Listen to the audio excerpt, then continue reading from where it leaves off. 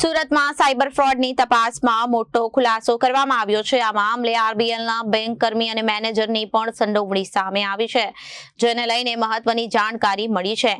કુલ 1550 કરોડનો cyber fraud કર્યો હોવાનો ખુલાસો થયો છે।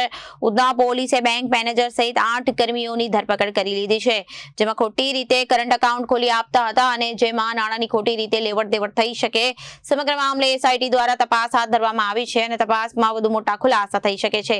1550 કરોડના સાયબર ક્રાઇમમાં વધુ 13 આરોપીઓની ધરપકડ કરી પોલીસે કાયદેસરની કાર્યવાહી હાથ ધરી છે। ઉધના પોલીસ દ્વારા સાયબર ફ્રોડ ઝડપી પાડવાનો મામલો બહુ ચર્ચામાં છે। પોલીસ તપાસમાં વધુ મોટો ખુલાસો થયો છે। કુલ 1550 કરોડનું સાયબર ફ્રોડ કર્યો હોવાનો ખુલાસો થયો છે। ફ્રોડ મામલે આરબીએલના બેંક કર્મચારી અને મેનેજરની પણ સંડોવણી બહાર આવી છે। પોલીસે બેંક મેનેજર સહિત 8 કર્મચારીઓની ધરપકડ કરીને આગળની કાર્યવાહી હાથ ધરી હતી અને અત્યારે પણ આ કેસમાં પોલીસને સફળતા મળી છે। સાયબર ફ્રોડ માટે અન્યના નામના ખોટી રીતે કરંટ એકાઉન્ટ ખોલી આપતા હતા અને અગાઉ પકડાયેલા આરોપીઓની તપાસમાં સમગ્ર મામલાનો ખુલાસો થયો છે। રાજ આદવાણી અને દિવ્ય ચકડાણી સાથે મળી ફ્રોડ બેંક એકાઉન્ટ ખોલતા હતા। સમગ્ર મામલે એસઆઈટી દ્વારા તપાસ હાથ ધરવામાં આવી હતી અને સાયબર ફ્રોડના તપાસમાં એક પછી એક મોટા ખુલાસા થઈ રહ્યા છે। આ પહેલા પણ સુરત શહેર પોલીસે સાયબર ફ્રોડના એક સાથે 200 ગુના ડિટેક્ટ કરવાનો દેશમાં પ્રથમ કેસ કર્યો હતો અને રેકોર્ડ બનાવ્યો હતો।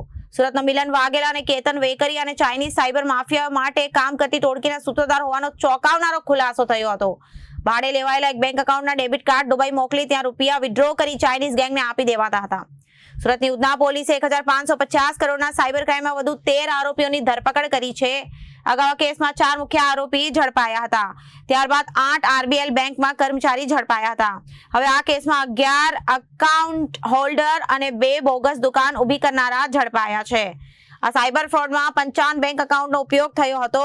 તમામ લોકોની તપાસ કરતા મોટાભાગના લોકો પાસેથી છેતરપિંડીથી ડોક્યુમેન્ટ લઈ ખાતા ખોલાવ્યા હોવાનું સામે આવ્યું છે। આરોપી લોકોને લોન આપવાના બહાને તેમના ડોક્યુમેન્ટ લઈ બેંક ખાતા ખોલાવતા હતા, તો બીજી તરફ 11 લોકો એવા હતા જે 50,000 રૂપિયાથી લઈ 2 લાખ કમિશન લઈ પોતાના ખાતા ઉધાર આપ્યા હતા અને 2 લોકો ખોટા જીએસટી નંબર અને પોતાની ઓફિસ પર ખોટા બેનરો લગાવી બેંક વિઝિટ અપ્રુવલ કરતા હતા। આ કેસમાં બીજા મુખ્ય આરોપી દુબઈ અને ક્યુબા હોવાનું પણ સામે આવ્યું છે।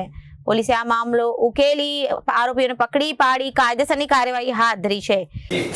ઉધના પોલીસ સ્ટેશનમાં સાયબર ફ્રોડને ગુના દાખલ કરવામાં આવેલા હતા, જેમાં 1500થી વધુ કરોડ રૂપિયાના ટ્રાન્ઝેક્શન્સ આમાં ટ્રેસ થયા હતા અને આ જ ગુનામાં 4 મુખ્ય આરોપીઓને જે તે સમયે પકડવામાં આવેલા હતા અને પછી આમાં બેંકના એકાઉન્ટના મિસયુઝ થતા હતા અને બેંકના એમ્પ્લોઈઝ એકાઉન્ટ ખોલતા હતા આ લોકો ગુનેગારોના મદદમાં, તો આમાં 8 જેટલા આરબીએલ બેંકના કર્મચારીઓને બી ધરપકડ કરવામાં આવી હતી। આ જ તપાસ દરમિયાન અમારા લોકોના રડારમાં 55 જેટલા એવા એકાઉન્ટ હોલ્ડરો હતા જેના એકાઉન્ટનો ઉપયોગ આમાં કરવામાં આવ્યા હતા। એના બી અમે લોકો તપાસ કરતા હતા। દરમિયાન સમય થતા હતા તો 1.5 લાખ પેજના એક ચાર્જશીટ પણ આ 4 આરોપી પહેલે પકડાયા તેના કરવામાં આવી હતી અને આ તપાસના અંતે આપણને એવું સ્પષ્ટ પુરાવા મળ્યા કે કુલ 11 જેટલા લોકો છે એકાઉન્ટ ધારકો છે। આ એકાઉન્ટ આ લોકો 50,000 રૂપિયાથી લઈને 2 લાખ રૂપિયા તકના ભાડે ઉપર આ ચીટરોને આપે છે, જેના એકાઉન્ટમાં આ બધા ચીટિંગના લોકોના પૈસા ત્યાં જાય છે અને પછી આ પૈસા બીજા એકાઉન્ટમાં નીકળે છે। તો આ હિસાબથી 11 જેટલા એકાઉન્ટ હોલ્ડરોનો ગઈકાલે ઉધના પોલીસ તરફથી ધરપકડ કરવામાં આવી છે અને સાથોસાથ 2 એવા વ્યક્તિઓ બી જો ખોટા બેનરો બનાવીને જીએસટી નંબરના આધારે ખોટા ઓફિસ ક્રિએટ કરીને એના આધારે બેંકમાં એકાઉન્ટ ખોલાવવા માટે મદદ કરતા હતા એવા 2 આરોપીઓ ઓર બી ધરપકડ કરવામાં ગઈકાલે આવી। તો કુલ 13 આરોપીઓના ગઈકાલે ધરપકડ થઈ છે। કુલ મળાઈને અત્યાર સુધી આ ગુનામાં 25 જેટલા આરોપીના ધરપકડ કરવામાં આવી છે। બાકી અન્ય આરોપીઓ છે અત્યારે ત્યાં એના લોકેશન દુબઈ છે, જ્યાં અમારી ટીમ કામ કરી રહી છે અત્યારે એના માટે પણ, અને મલેશિયા, ક્યુબા, દુબઈ આ પ્રકારના દેશોમાં ત્યાં બધા ચીટિંગોના બનાવ બનેલા હતા।